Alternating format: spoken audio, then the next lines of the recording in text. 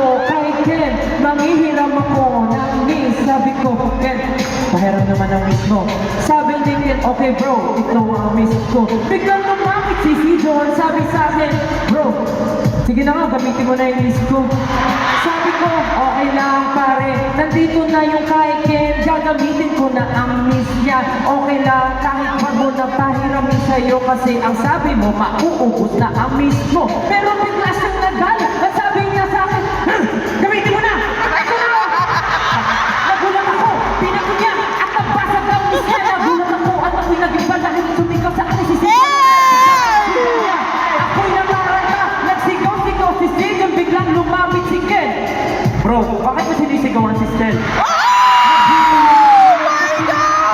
Kinabahan ako, akala ko suntukan na. Biglang sabi ni Sijon, pare, bakit ka ba nakikialam dito?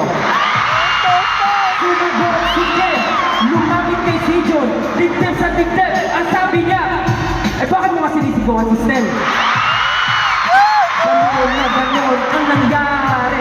Ako'y kinakabahan at parang ako'y iiyak. Samantalang nakita ko sa kabilang gilid si Justin at si Josh tumatawa lang. Totoo na yan.